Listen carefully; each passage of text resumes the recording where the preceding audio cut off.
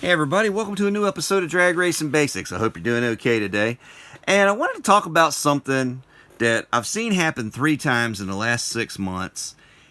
And it's not that it can't be circumvented, but it would have just been easier and saved some time for all involved if a few steps had been taken. And that is, whenever you buy a new pair of slicks, write down the rollout. There's a couple of reasons for this. I've mentioned in some of the other videos about keeping a maintenance log or a maintenance notebook about your race car. And, most everybody that's bracket racing especially writes down, weather and the time and the speed they went and the ET and all this.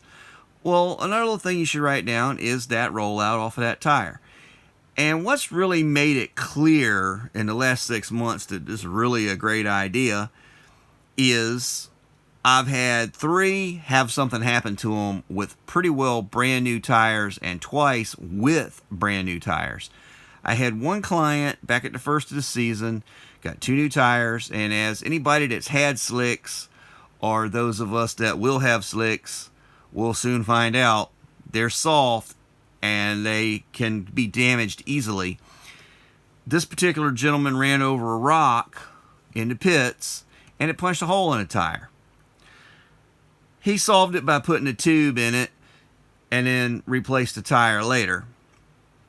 Not good idea to run a tire with a hole in it, but, to each their own. I don't believe in patching racing tires. You get a new one.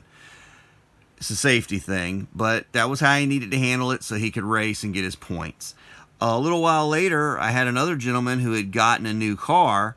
In the meantime, he had some work done to his trailer, had some tie-down rings replaced, things like that. And the new car, because it had narrowed rear end and wide tires, actually rolled over the D-rings when the car goes into the trailer. And the D-ring had a little sharp edge on it. Didn't really seem like much of anything if you touched it, but it was enough to cause a slit in the tire surface.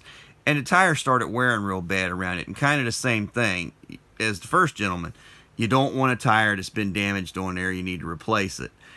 Well, unfortunately, neither one had to roll out, so we had to take the other tire off, measure the rollout, and then order a tire.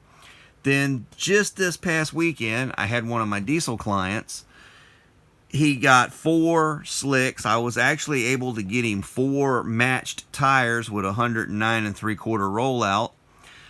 Long story short, he went down the track, and with the tire expansion and the tires already being a little big for the truck, one of the front ones got into the bodywork and it punctured it.